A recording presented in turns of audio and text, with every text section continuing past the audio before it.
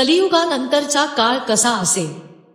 मित्रांनो, तुम्हा सर्वांना माहिती आहे की हिंदू धार्मिक ग्रंथांमध्ये काळाची विभागणी 4 युगांमध्ये करण्यात आली आहे, म्हणजे सतयुग, त्रेतायुग, द्वापरयुग आणि कलियुग.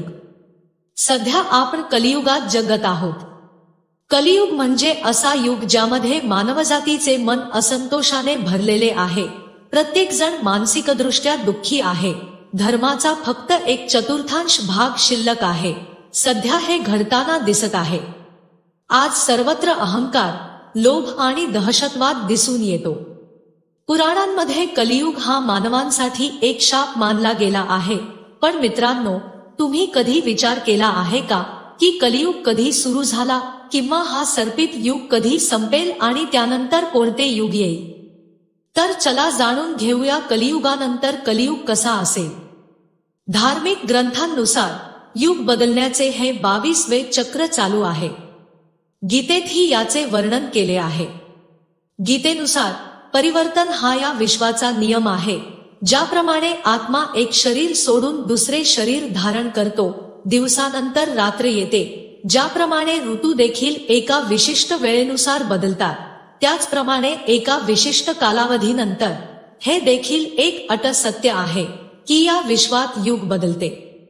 भगवान विष्णूच्या मते कलियुगामध्ये कलियुगाशी संबंधित एक कथा वर्णन केली आहे. त्यानुसार एके दिवशी कोणीतरी भगवान विष्णूंना विचारले की प्रभू, द्वापर युग सध्या चालू आहे आणि काळाच्या चक्रानुसार यानंतर कलियुग येणार आहे, परंतु मानव त्या नवीन युगाला कसे ओळखतील? तेव्हा विष्णूजी म्हणाले की जेव्हा जगात पाप वाढतील तेव्हा समजून घ्या की कलियुग सुरू झाले आहे.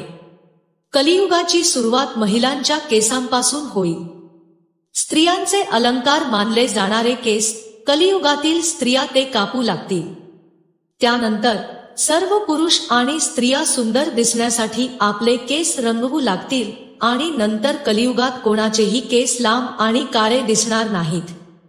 यानंतर ज्या दिवशी माणूस आपल्या वडिलांवर हात उचलेल तेव्हा समजून घ्या की कलियुग सुरू झाला आहे.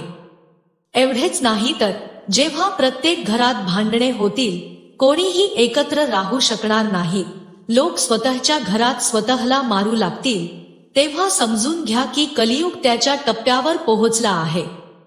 त्यानंतर ब्रह्मा, विष्णू आणि महेश एक होतील आणि मग जेव्हा कलियुग आपल्या सर्वांवर वर्चस्व गाजवेल, जर असे झाले तर तिघेही मिळून या युगाचा अंत करतील आणि एक नवीन युगाची सुरुवात करतील, जिथे सर्व काही नव्याने सुरू होईल.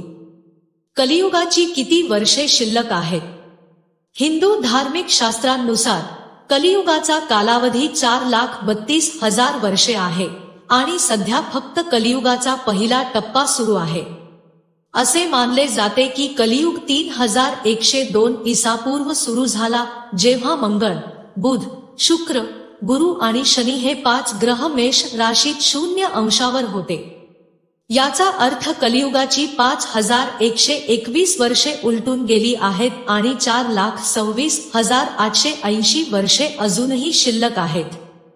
पण कलियुगाचा अंत कसा होईल याचे वर्णन आपल्याला बारंभ पुराणात मिळते. कलियुगाचा अंत कोणत्या वर्षी होईल? ब्रह्मपुराणानुसार कलियुगाच्या शेवटी मानवाचे वय 12 वर्षे असेल. या काळात लोक त्यांचे दुर्दैव 2 वर्षांनी वाढवतील. कलियुगाचे वय जसजसे वाढेल तसतसे नद्या कोरड्या पडतील.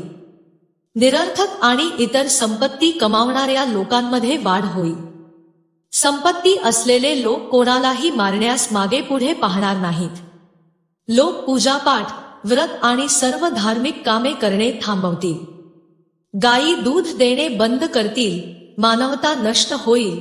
मुली अजिबात सुरक्षित राहणार नाहीत. त्यांचे स्वतःच्या घरात शोषण होईल. त्यांच्याच कुटुंबातील लोक त्यांच्याशी व्यभिचार करतील. मुलगी, भाऊ आणि बहिणीचे नाते राहणार नाही.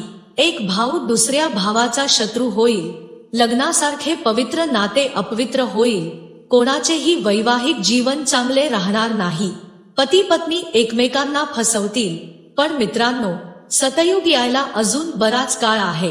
मग आपण कलियुगातच आपल्या धर्माचे आणि कर्माचे पालन करून सतयुगासारखे का जगू नये? कारण शास्त्रांमध्ये असेही नमूद आहे की कलियुगातही धर्म आणि कर्मावर विश्वास ठेवणाऱ्यांना सतयुगासारखेच आनंद मिळेल। तर मित्रांनो, आम्हाला आशा आहे की तुम्हाला हा व्हिडिओ आवडला असेल।